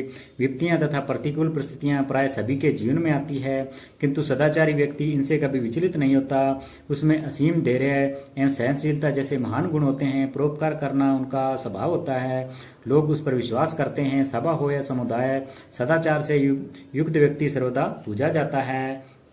सदाचार सफलता का मार्ग है। अच्छे व्यवहार के कारण कठिन काम भी सहजता से बन जाते हैं। इसके द्वारा मनुष्य अपनी असीम शक्ति को प्रकट कर सकता है। वह अपने महान गुणों से महापुरुष कहलाता है। ऐसे ही महापुरुष हमारे आदर्श होते हैं। उनका सद्व्यवहार अनुकरणीय होता है। हमें परस्पर सद्व्यवहार करना चाहिए। उसके बाद प्रश्न उत्तर। सदाचारी व्यक्ति का स्वभाव होता है तो परोपकार करना। नंबर 2, मनुष्य अपनी असीम शक्ति को प्रकट कर सकता है सदाचार से। नंबर 3, सदाचारी व्यक्ति में कौन कौन से गुण होते हैं? तो असीम धैर्य, सहन शक्ति, परोपकारी, विश्वास पात्र आदि। उसके बाद नंबर 4, उपयुक्त गद्यांश को ध्यानपूर्वक पढ़िए। इस गद्यांश में निम्नलिखित भावार्थ को व्यक्त करने के लिए आने वाले शब्द का चुनाव कीजिए। अच्छा व्यवहार, सद्व्यवहार, अच्छा आचरण या व्यवहार करने वाला, सदाचारी। गय है, जो व्यवहार या आदत दूसरों को ग्रहण करने योग्य है तो है अनुकरणीय। उसके बाद गय, दूसरों की मदद या भला करना, परोपकारी। अढ़ाई है किसी भी समस्या या दुख को झेलने या सहन करने की क्षमता, ये हो जाएगा सहन शक्ति। नंबर 5, निम्नलिखित शब्दों के लिए एक वाक्य लिखिए। असीम, असीम का हो जाएगा लिख देंगे मुकेश, पवन को मुकेश पर असीम विश्वास था। समुदाय, हमें अपने समुदाय के साथ मिलकर रहना चाहिए। मुकाबला, हमें मुश्किलों का मुकाबला करना चाहिए। सामर्थ्यवान, सामर्थ्यवान व्यक्ति को दूसरों की मदद करनी चाहिए। नंबर 6, गद्यांश में वर्णित गुणों वाले किन्हीं 2 व्यक्तियों के नाम लिखिए जिन्हें आप जानते हैं। तो महात्मा गांधी और भगवान बुद्ध। तो प्यारे विद्यार्थियों, यह था कार्यपत्रक नंबर 88। कार्यपत्रक नंबर 89, इसमें दस्ता है गद्यांश पद्यांश को पढ़कर समझ के साथ उत्तर दे पाना। इसमें दिया है निर्देश, दी गई कहानी को पढ़कर प्रश्नों के उत्तर दीजिए। एक नदी के किनारे ताड़ का भारी पेड़ था। वह बहुत मोटा और मजबूत था। उसके निकट ही सरकंडे के कुछ पौधे लगे हुए थे। उनके तने नरम और लचीले थे। एक दिन जोर की आंधी आ गई। ताड़ का पेड़ खूब मजबूत होते हुए भी बीच में से टूट गया तथा सरकंडों के पौधे के बीच आ गिरा, परंतु सरकंडों के पौधों को किसी प्रकार की कोई हानि न हुई। यह देखकर वह हैरान हुआ और पूछने लगा, क्या कारण है कि नरम और कमजोर होने पर भी आंधी तुम्हारा कुछ न बिगाड़ सकी, जबकि मजबूत होते हुए भी मैं टूट गया। ताड़ भाई, आप अपनी शक्ति की अकड़ में झुके नहीं और टूट गए, परंतु हमने नरम होने के कारण झुककर आंधी की प्रभुता स्वीकार की और सुरक्षित रहे। उसके बाद करेंगे प्रश्नोत्तर। नदी के किनारे का पेड़ था तो था ताड़। नंबर 2, ताड़ के निकट के पौधे लगे हुए थे तो लगे हुए थे सरकंडे के। नंबर 3, ताड़ के पेड़ की विशेषता लिखिए। वह बहुत मोटा और मजबूत होता है। नंबर 4, नरम और कमजोर होने पर भी आंधी सरकंडों का कुछ नहीं बिगाड़ पाई, क्यों? सरकंडों के तने नरम और लचीले थे। वे आंधी से झुक जाते और वापस खड़े हो जाते। उसके बाद नंबर 5, आंधी ने ताड़ के पेड़ को क्या नुकसान पहुंचाया? तो आंधी ने ताड़ के पेड़ को बीच से तोड़ दिया। नंबर 6, सरकंडे के पौधे की विशेषताएं बताइए। तो सरकंडे के पौधे नरम व लचीले होते हैं। नंबर 7, इस गद्यांश का सार अपने शब्दों में लिखिए। हमें कभी घमंड नहीं करना चाहिए तथा सदैव विनम्र बने रहना चाहिए। तो प्यारे विद्यार्थियों, ये था कार्यपत्रक नंबर 89। कार्यपत्रक नंबर 90, इसमें दक्षता है चित्र को देखकर समझना और लिख पाना। नंबर 1 है चित्र देखकर 5 वाक्य लिखिए। तो ये चित्र दे रखा है, इसको देख के अपने को 5 वाक्य लिखने हैं। तो नंबर 1, फूल खिल रहे हैं। नंबर 2, सूरज निकल रहा है। नंबर 3, एक बिल्ली पेड़ पर बैठी है। नंबर 4, लड़की विद्यालय जा रही है। नंबर 5, बिल्ली दौड़ रही है। उसके बाद दिए गए विज्ञापन को देखकर दिए गए प्रश्नों के उत्तर दीजिए। तो ये एक विज्ञापन दिया हुआ है, खेल प्रतियोगिता। खेल है 100 मीटर की दौड़, 800 मीटर की दौड़, लंबी कूद, भाला फेंक, गोला फेंक। उम्र सीमा 10 से 15 वर्ष के बच्चे। तो ये बुधवार से शनिवार 16/10/2023 से 19/10/2024। स्थान है महाराणा भोपाल स्टेडियम, उदयपुर, राजस्थान 31/30/01। तो अब आके प्रश्न उत्तर है। ऊपर दिया गया विज्ञापन किस पर आधारित है? तो यह है खेल प्रतियोगिता पर। ख है यह कब आयोजित होगा? तो बुधवार 16/10/2023 से शनिवार 19/10/2024 तक। उसके बाद ग है किस उम्र के बच्चे इसमें भाग ले सकते हैं? तो 10 से 15 वर्ष के बच्चे। ग है यह प्रतियोगिता किस राज्य में आयोजित हो रही है? तो यह है राजस्थान राज्य में। आधारित आकलन 3, इसमें दिया है नीचे दिए गए अपठित गद्यांश को पढ़कर निम्नलिखित प्रश्नों के उत्तर दीजिए। इसमें दिया है एक गांव में सभी किसानों ने खेत जोतकर बीज बो दिए, परंतु राकेश ने बीज नहीं बोए। एक बूढ़े व्यक्ति ने राकेश को कहा, बेटा तुम भी अपने खेत में बीज बो दो। यह सुनकर राकेश ने खेत जोतकर बीज बो दिए। उस वर्ष बारिश अच्छी होने के कारण सभी के खेतों में पौधे लहराने लगे। राकेश ने सोचा सभी फसल पकने में काफी समय लगेगा। यह सोचकर उसने खेतों की तरफ कोई ध्यान नहीं दिया। सभी पक्षी राकेश के खेत में अन्न चुगकर खाने लगे। राकेश ने कुछ दिनों बाद फसल की कटाई करवाई। उसके हाथ में कुछ ही दाने लगे। उसे बहुत अफसोस हुआ। वह सोचने लगा कि यदि समय रहते मैंने अपना कार्य कर लिया होता तो मुझे यह दिन नहीं देखना पड़ता। अब करेंगे प्रश्नोत्तर। निम्नलिखित प्रश्नों के सही उत्तर पर सही का निशान लगाइए। राकेश के खेत से अन्न चुगकर किसने खाया? तो पक्षियों ने। नंबर 2, चंद्रमा का पर्यायवाची नहीं है, तो इसमें नहीं है चांदनी। नंबर 3, राकेश को बीज बोने की सलाह किसने दी? तो बूढ़े व्यक्ति ने। नंबर 4 सुपसर्ग वाला शब्द नहीं है तो इसमें नहीं है सुपर। उसके बाद नंबर 5 खेत में बीज नहीं बोए राकेश ने। नंबर 6 प्रमोद उषा को सिक्किम ले गया था, वाक्य में क्रिया शब्द है तो ले गया। नंबर 7 फसल काटने पर राकेश के हाथ कुछ ही दाने लगे, क्यों? इसमें आ जाएगा उसने समय पर कार्य नहीं किया था। नंबर 8 राधा कविता व सूची की टैक्सी रवाना हुई थी तो श्रीनगर से। उसके बाद नंबर 9 अशुद्ध शब्द है तो इसमें है वर्षा। नंबर 10 क्रिया विशेषण है तो है तेज चाल। कार्यपत्रक नंबर 91 इसमें दक्षता है गद्यांश पद्यांश को पढ़कर समझ के साथ उत्तर दे पाना, विश्लेषण कर पाना व निष्कर्ष निकाल पाना। दी गई कहानी को पढ़कर प्रश्नों के उत्तर दीजिए। तो ये कहानी दी है। एक दिन लोमड़ी जंगल से भागती हुई आकर मुर्गी के दबड़े में घुस गई। लोमड़ी मुर्गी के 2 बच्चों को छोड़कर सबको खा जाती है। लोमड़ी उन दोनों के पास आकर उन्हें खाने की बात करती है। पहला बच्चा कहता है कि हम छोटे छोटे हैं, हमें खाकर पेट नहीं भरेगा, हम आपको अच्छी चीज खिलाएंगे। पहला बच्चा लोमड़ी को कुएं के आसपास ले जाकर उसे खीर दिखलाता है। खीर को खाने की इच्छा प्रकट करती लोमड़ी कुएं में जाने के लिए पूछती है। बच्चा उसे बताता है कि चरखी पर 2 बाल्टियां टंगी है, एक नीचे जाने के लिए और एक ऊपर आने के लिए। लोमड़ी नीचे जाने वाली बाल्टी में कूद जाती है क्योंकि लोमड़ी ने चंदा मामा की परछाई को खीर समझ लिया था। इस प्रकार मुर्गी के 2 बच्चों ने अपनी सूझबूझ और चतुराई से धूर्त लोमड़ी से अपनी जान बचाई।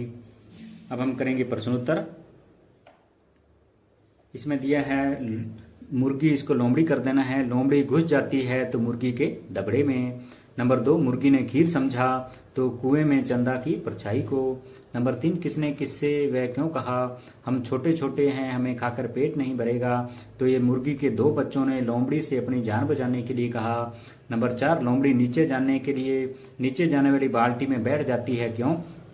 चंदा मामा की परछाई को खीर समझकर खाने के लिए। नंबर 5 अगर आप मुर्गी के बच्चों की जगह होते तो आप बचाव में क्या करते, लिखिए।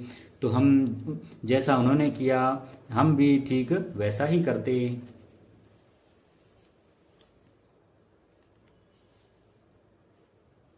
उसके बाद नंबर 6 इन क्रिया शब्दों से वाक्य बनाइए। सोचना तो लिख देंगे दान देने में ज्यादा नहीं सोचना चाहिए। झांकना, हमें दूसरों के घरों में नहीं झांकना चाहिए। गिरना, कार से टकराते ही कबूतर गिर गया। डरना, हमें मुसीबतों से नहीं डरना चाहिए। नंबर 7 है वर्तनी सही करें। परछाई, तो इसमें बड़ी की मात्रा लग जाएगी तो परछाई। जुर, इसके जरूर हो जाएगा।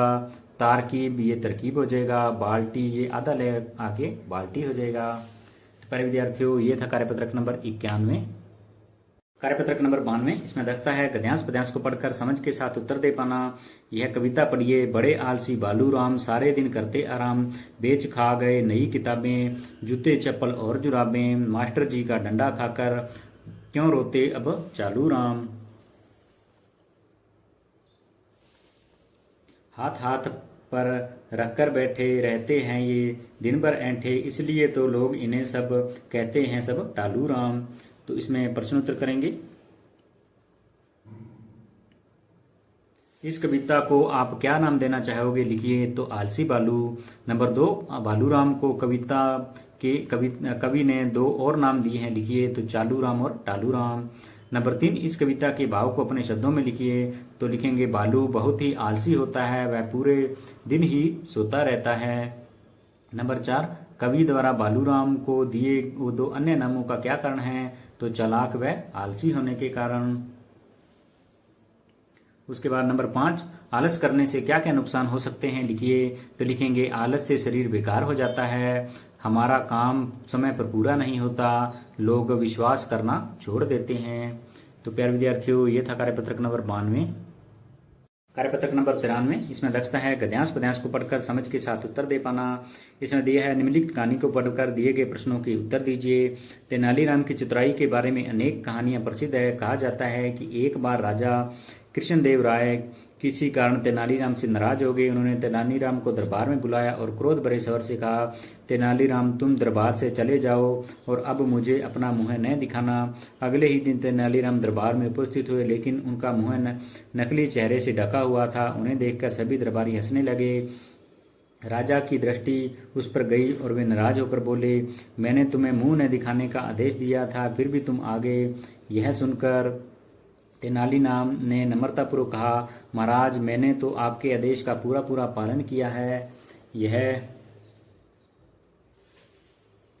देखिए, मुंह पर नकली चेहरा लगाकर आया हूं जिससे आप मेरा मुंह न देख सकें। यह सुनकर सभी दरबारी खिलखिलाकर हंस पड़े। राजा भी अपनी हंसी को रोक नहीं पाए और उनका क्रोध शांत हो गया। अब करेंगे प्रश्नोत्तर। तेनालीराम दरबार में थे तो कृष्णदेव राय के। नंबर 2, तेनालीराम दरबार में किस वेश में आए? तो मुंह को नकली चेहरे से ढककर। नंबर 3, राजा ने तेनालीराम से क्या व क्यों कहा, तुम दरबार से चले जाओ और मुझे अपना मुंह न दिखाना? राजा ने ऐसा इसलिए कहा क्योंकि वे नाराज थे। उसके बाद नंबर 4, अपना मुंह न दिखाना, यह वाक्य किससे कहा? तो लिख देंगे, यह वाक्य राजा कृष्णदेव राय ने तेनालीराम से कहा। नंबर 5, दिए गए शब्दों के अर्थ लिखिए। चतुर का चालाक, नाराज अप्रसन्न, दृष्टि नजर, आदेश आज्ञा, क्रोध गुस्सा, नम्र सरल। तो प्यारे विद्यार्थियों, ये था कार्यपत्रक नंबर 93। पत्रक नंबर 94, इसमें दक्षता है गद्यांश पद्यांश को पढ़कर समझ के साथ उत्तर देवाना। तो इसमें दिया है, नीचे लिखे गद्यांश को पढ़कर दिए गए प्रश्नों के उत्तर लिखिए। बच्चों, पहले मदारियों के पास बालू होते थे। मदारी जब डमरू बजाता था तो बालू नाचने लगता था, झूम झूम कर और घूम घूम कर खेल दिखाता था। ये बालू काले होते थे, परंतु क्या तुम्हें पता है कि बालुओं की एक प्रजाति सफेद भी है? ये बालू बर्फीले प्रदेश में पाए जाते हैं। इन्हें पोलर बियर भी कहा जाता है। सफेद बालू की त्वचा मोटी होती है। त्वचा पर सफेद रंग के घने किंतु मुलायम बाल होते हैं। सफेद बालू तैरने में कुशल होते हैं। सफेद बालू का रंग बर्फ से मिलता जुलता होता है। बालू की नजर बहुत तेज होती है। वह अपने शिकार को दूर से ही देख लेता है। सील मछली बालू का प्रिय भोजन है। सील मछली सांस लेने तथा आराम करने के लिए जब समुद्र किनारे आती है तो भालू उसे अपना शिकार बना लेते हैं। भालू सोने और खाने के शौकीन होते हैं। ग्लोबल वार्मिंग की वजह से इनकी संख्या कम होती जा रही है। अब करेंगे प्रश्नोत्तर। भालू का प्रिय भोजन होता है तो होता है सील मछली। उसके बाद सफेद बालू की त्वचा होती है तो होती है मोटी। नंबर 3, सफेद रंग के बालू कहाँ पाए जाते हैं और उन्हें दूसरे किस नाम से जाना जाता है? तो लिख देंगे, सफेद रंग के बालू बर्फीले प्रदेश में पाए जाते हैं और उन्हें पोलर बियर कहते हैं। नंबर 4, बालू तैरने में कुशल होते हैं। नंबर 5, बालू सोने और खाने के शौकीन होते हैं। नंबर 6, किस कारण से बालुओं की संख्या कम होती जा रही है? तो ग्लोबल वार्मिंग की वजह से। उसके बाद नंबर 7, बालू के स्वभाव की विशेषताओं के बारे में लिखिए। तो बालू तैरने में कुशल होते हैं। बालू की नजर तेज होती है। बालू का प्रिय भोजन सील मछली होता है। बालू सोने व खाने के शौकीन होते हैं। उसके बाद नंबर 8, काले बालू और पोलर बियर में क्या अंतर है? तो लिख देंगे, काले बालू सामान्य जंगलों में पाए जाते हैं जबकि पोलर बियर बर्फीले प्रदेशों में पाए जाते हैं। तो प्यारे विद्यार्थियों, ये था कार्यपत्रक नंबर 94। पत्रक नंबर 95, इसमें दक्षता है लिखित सामग्री के तथ्यों को पढ़ना और समझ पाना। तो इसमें लिखा है, एक बड़ा कार्यक्रम उतना ही बड़ा जितना आपके बच्चे की कल्पना है। अखिल भारतीय जेबरा रंग प्रतियोगिता 2024 में भाग लीजिए। तो इसमें दिया है, भारत का सबसे बड़ा बाल कलाकृति कार्यक्रम हाजिर है। पूरे देश में हजारों पाठशालाओं के लाखों बच्चे इस में भाग लेने वाले हैं। बच्चों, यह आपके लिए जी भरकर चित्रकारी करने का मौका है। माता पिता, यह आपके बच्चों के लिए अपनी रचनात्मकता का प्रदर्शन करने का राष्ट्रीय अवसर है। जीतने वाली कलाकृतियों को देश के अनेक शहरों की प्रदर्शनी में पेश किया जाएगा। अधिक जानकारी के लिए पाठशाला से पूछें। अब करेंगे प्रश्नोत्तर। यह ऊपर वर्णित विज्ञापन को पढ़कर दिए गए प्रश्नों के उत्तर दीजिए। यह विज्ञापन एक प्रतियोगिता की घोषणा कर रहा है तो आ जाएगा प्रतियोगिता। यह कार्यक्रम पूरे देश की पाठशालाओं के लिए खुला है तो इसमें आ जाएगा पूरे देश। नंबर 3, जो माता पिता चाहते हैं कि उनका बच्चा भाग लें, उन्हें से संपर्क करना चाहिए, तो करना चाहिए पाठशाला से। नंबर 4, इनमें से कौन सा कथन सही है, तो जीतने वाली कलाकृतियों को देश की कई प्रदर्शनियों में पेश किया जाएगा। नंबर 17, इसमें दिया है निम्नलिखित गद्यांश को पढ़कर दिए गए प्रश्नों के उत्तर दीजिए। तो एक गुरुकुल में बहुत से छात्र थे। गुरुदेव सभी छात्रों को पढ़ाते थे। शिक्षा पूरी होने पर गुरुदेव परीक्षा लेते थे। परीक्षा में सफल होने वाले छात्र पास होकर चले जाते तथा फेल होने वाले छात्र को दोबारा पढ़ना पड़ता था। इसी गुरुकुल में अकर्मा, विकर्मा और सुकर्मा नाम के 3 मित्र पढ़ते थे। अपनी पढ़ाई पूरी होने के बाद वे तीनों अंतिम परीक्षा के लिए गुरुदेव के पास गए, पर गुरुदेव ने बिना परीक्षा लिए भेज दिया। वे जल्दी जल्दी गांव की तरफ चल दिए। रास्ते में एक जगह बहुत सारे कांटे पड़े थे। तीनों सोचने लगे कि क्या करें, कांटे हटाएंगे तो देर हो जाएगी। अकर्मा और विकर्मा कांटों से पैर बचाकर निकल गए, पर सुकर्मा उन कांटों को हटाने लगा। अब उसके मित्रों ने उसे चलने के लिए कहा और वह बोला कि यदि मैंने इन कांटों को नहीं हटाया तो राह में ये किसी भी यात्री को चुभ जाएंगे। इतना सुनते ही गुरुजी झाड़ी के पीछे से निकल आए और कहा, मैंने ही यह कांटे तुम तीनों की परीक्षा लेने के लिए बिछाए थे। सुकर्मा परीक्षा में सफल हो गया और वे दोनों वापस गुरुकुल चले गए। उसके बाद प्रश्नोत्तर करेंगे। गुरुकुल में नहीं पढ़ने वाला छात्र है अकर्मा, विकर्मा, सुकर्मा, निकर्मा, तो इसमें आ जाएगा निकर्मा। नंबर 2, मैंने ही ये कांटे बिछाए थे, किसने कहा, तो ये कहा गुरुदेव ने। नंबर 3, कांटों से पैर बचाकर निकल गए थे अकर्मा और विकर्मा। नंबर 4, गुरुजी ने रास्ते में कांटे बिछाए थे, तो तीनों छात्रों की परीक्षा लेने के लिए। उसके बाद नंबर 5, गुरुकुल में फेल होने वाले छात्र क्या करते थे, तो फेल होने वाले छात्र को दोबारा पढ़ना पड़ता था। नंबर 6, सुकर्मा को परीक्षा में पास करके गुरुजी ने उसे गांव क्यों भेज दिया, क्योंकि उत्तर लिखेंगे क्योंकि उसने परीक्षा पास कर ली थी। अब वह परिवार और समाज सेवा निस्वार्थ भाव से कर सकता था। प्रश्न नंबर 7, इस गद्यांश को पढ़कर आपने क्या शिक्षा प्राप्त की, तो लिखेंगे हमें सदैव अच्छे कार्य करने चाहिए, जितना हो सके उतनी दूसरों की मदद करनी चाहिए। नंबर 8, रेखांकित शब्दों के विलोम शब्द लिखिए, तो इसमें रेखांकित शब्द है सफल, सफल का हो जाएगा असफल। जल्दी जल्दी लिखा है तो जल्दी जल्दी का हो जाएगा धीरे धीरे। उसके बाद प्रश्न नंबर 8, गद्यांश में से कोई 2 क्रिया शब्द छांटकर उनसे वाक्य बनाइए। तो शब्द 1 तो हो जाएगा देर, तो वाक्य बन जाएगा कांटे हटाएंगे तो देर हो जाएगी। एक है सफल, सफल का वाक्य बना देंगे सुकर्मा परीक्षा में सफल हो गया। उसके बाद प्रश्न नंबर 10, इस कहानी से हमें क्या शिक्षा मिलती है, अपने शब्दों में लिखिए। तो लिखेंगे इस कहानी से हमें शिक्षा मिलती है कि केवल किताबी ज्ञान प्राप्त कर लेने से कुछ नहीं होता। हमारे अंदर गुणों का विकास, मानवीय मूल्यों का विकास होना भी जरूरी है, जिससे सभी लोगों के साथ समान व्यवहार कर सकें। पत्रक नंबर 96, इसमें दक्षता है संवेदनशील मुद्दों पर अपनी तार्किक समझ अभिव्यक्त करना। इसमें दिया है निम्नलिखित गद्यांश को पढ़कर तार्किक समझ विकसित कीजिए।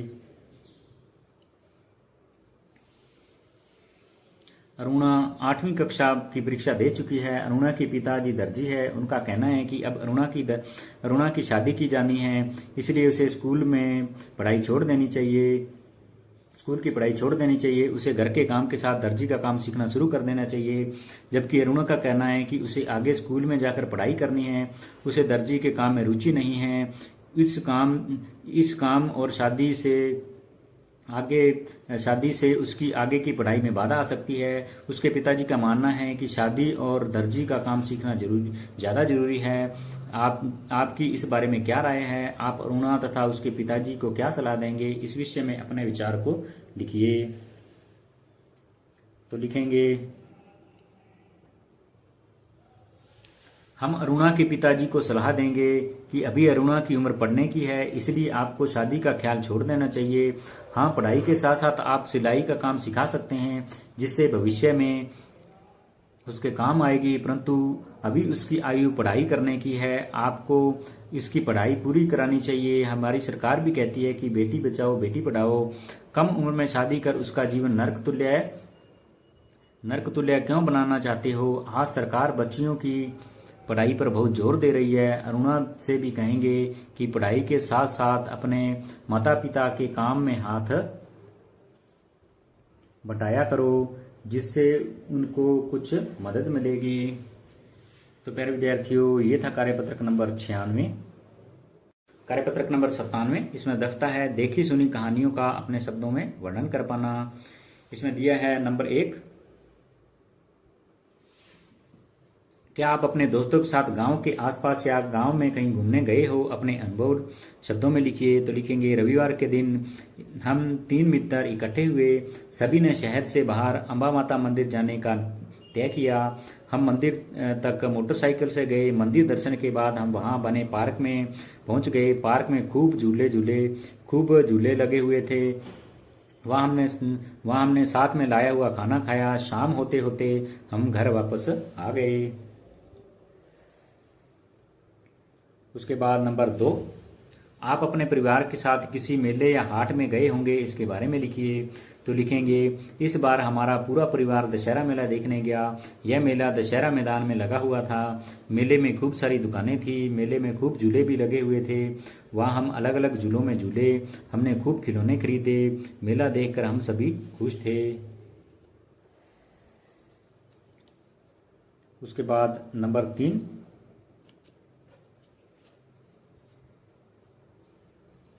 आपके आसपास आपने कोई बड़ी घटना, दुर्घटना, चोरी की खबर सुनी होगी। उस खबर या घटना के बारे में लिखिए।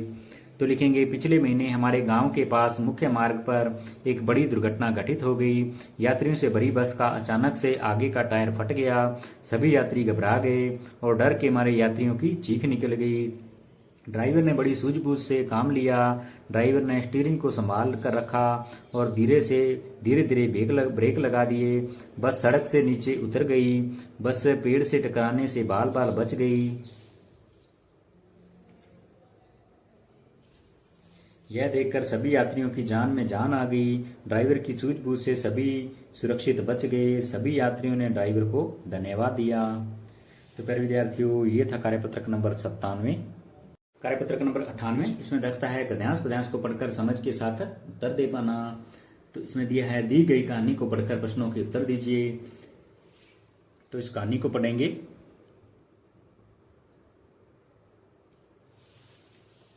एक धनी जमींदार बहुत बीमार था। उसने अपने 3 पुत्रों से कहा कि उसकी मृत्यु के बाद वे उसके बिस्तर से नीचे खुदाई करें। उसकी मृत्यु के कुछ दिनों बाद उसके पुत्रों ने उस स्थान की खुदाई शुरू की। खुदाई से एक के ऊपर एक रखे 3 पात्र निकले। सबसे ऊपर वाले में मिट्टी, बीच में सूखा गाय का गोबर और नीचे के पात्र में भूसा भरा था। सबसे नीचे एक चांदी का सिक्का था। भाइयों को कुछ समझ में नहीं आया। भाइयों ने यह समस्या अपने पिता के मित्र डॉक्टर साहब के सामने रखी तो वे हंसने लगे। उसने कहा, इसका अर्थ बहुत आसान है। तुम कहते हो कि सबसे ऊपर वाले पात्र में मिट्टी है, इसका मतलब है कि वह सबसे बड़े पुत्र को खेती देना चाहता है। दूसरे पात्र में गाय का गोबर है, इसका मतलब है कि वह दूसरे को पशुओं का झुंड देना चाहता है। आखिरी पात्र में भूसा है, भूसा सुनहरे रंग का है, इसका मतलब है कि वे अपने सबसे छोटे पुत्र को सारा सोना देना चाहते हैं। सबसे छोटे भाई ने कहा, पर यह बात समझ में नहीं आई कि पात्रों के नीचे चांदी का सिक्का क्यों रखा था। डॉक्टर ने मुस्कुराते हुए कहा, तुम्हारे पिता जानते थे कि तुम मेरे पास पूछने आओगे, इसलिए यह सिक्का मेरा इनाम है।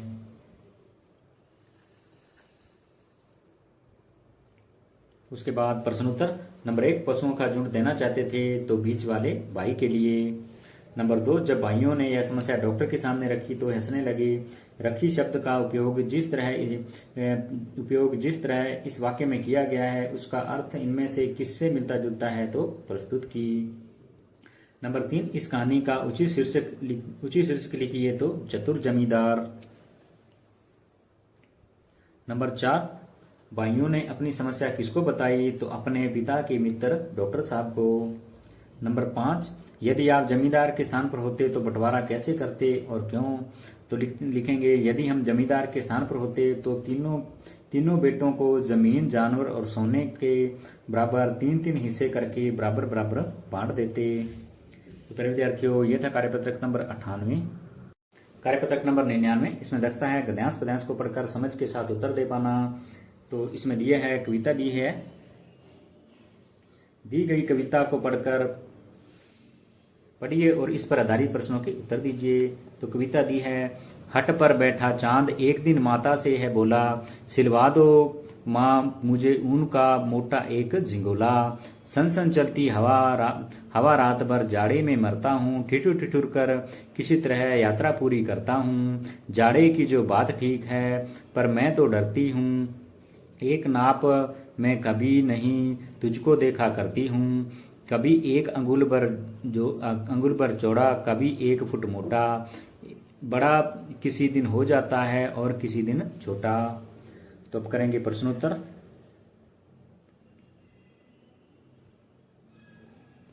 तो इस कविता में किस किस के बीच की बात हो रही है? तो चंदा और उसकी माँ के। नंबर 2, चांद क्या सिलवाना चाहता है? तो झिंगोला। नंबर 3, माँ को चंदा के कपड़े सिलवाने से डर क्यों लगता है? तो क्योंकि चंदा कभी छोटा हो जाता है, कभी बड़ा हो जाता है, इसलिए माँ को डर लग रहा है। उसके बाद नंबर 4, इस कविता में चंदा और उसकी माँ के बीच बातचीत हो रही है, इस बातचीत को अपनी शब्दों में लिखिए। तो लिखेंगे, एक चंदा ने हट पकड़ ली और अपनी माँ से बोला, हे माँ, मुझे रात को सर्दी लगती है, इसलिए मेरे लिए एक झिंगोला सिलवा दो। मैं रात को ठिठुरता हुआ बड़ी मुश्किल से अपनी यात्रा पूरी करता हूँ। तब माँ ने कहा, तुम्हारी बात ठीक है पर डर लग रहा है। डर इस बात का है कि कभी तुम एकदम छोटे हो जाते हो, कभी बड़े हो जाते हो, इसलिए तुम्हारी नाप तो कैसे ली जा सकती है। तो प्यारे विद्यार्थियों, ये था कार्यपत्रक नंबर 99। कार्यपत्रक नंबर 100, इसमें दक्षता है गद्यांश पद्यांश को पढ़कर समझ के साथ उत्तर दे पाना।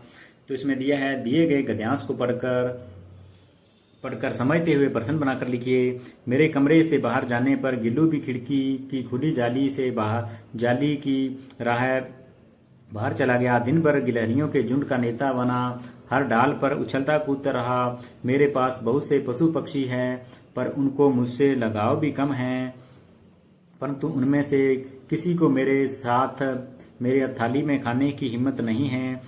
ऐसा मुझे याद नहीं कि मैं जैसे ही खाने के कमरे में पहुंचती, वह खिड़की से निकलकर आंगन की दीवार बरामदा पार करके मेज पर पहुंच जाता और मेरी थाली में बैठ जाना चाहता।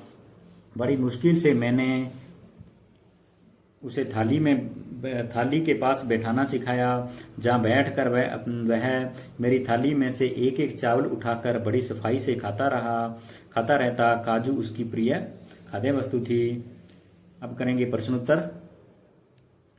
ऊपर गद्यांश में गिल्लू शब्द किसके लिए प्रयुक्त हुआ है? आप इस प्रकार के प्रश्न बनाइए। तो एक प्रश्न बन जाएगा, गिलहरियों के झुंड का नेता कौन बना हुआ था?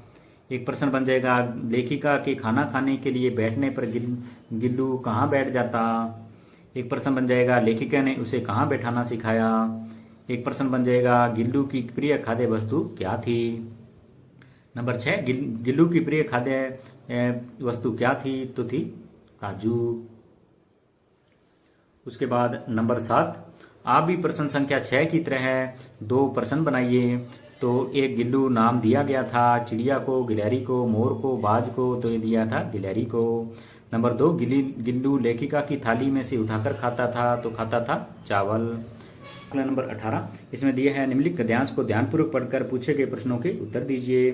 तो इसमें दिया है, एक गांव में एक किसान रहता था, वह फसल की सिंचाई के लिए एक कुआं खोदना चाहता था। एक दिन उसने कुआं खोदना शुरू कर दिया। कुछ फीट तक खोदने पर जब उसे पानी नहीं दिखाई दिया तो वह निराश हो गया। फिर उसने दूसरी जगह कुआं खोदना शुरू कर दिया, वहां पानी कहीं पर भी नहीं निकला। इस तरह कई जगह पर उसने खुदाई की, परंतु उसे पानी नसीब नहीं हुआ। फिर वह बहुत दुखी और निराश हुआ। वह घर लौट गया। अगले दिन उसने बात एक बुजुर्ग व्यक्ति को बताई। उस व्यक्ति ने उसे समझाते हुए कहा, बेटा, तुमने 5 अलग अलग जगह पर 6-7 फुट के गड्ढे खोदे और फिर भी फिर भी तुम्हें कुछ हाथ नहीं लगा। यदि तुम अलग अलग जगह खुदाई करने के बजाय एक ही स्थान पर इतना खोदते तो तुम्हें पानी अवश्य ही मिल जाता। तुमने धैर्य से काम नहीं लिया और थोड़ी देर में परेशान होकर अपना निर्णय बदल दिया। अब तुम एकाग्र मन से एक ही जगह पर गड्ढा खोदना और जब तक पानी दिखाई न दे तब तक खोदते जारी रहना। तुम्हें सफलता जरूर मिलेगी। उस दिन किसान ने दृढ़ निश्चय करते हुए एक बार फिर से खुदाई शुरू कर दी। वह निरंतर अपने काम में लगा रहा और लगभग 25-30 फुट की खुदाई हो जाने तक पर पानी निकल आया। यह देखकर किसान बहुत खुश हुआ और मन ही मन उस व्यक्ति का धन्यवाद करने लगा। तो अब करेंगे प्रश्नोत्तर।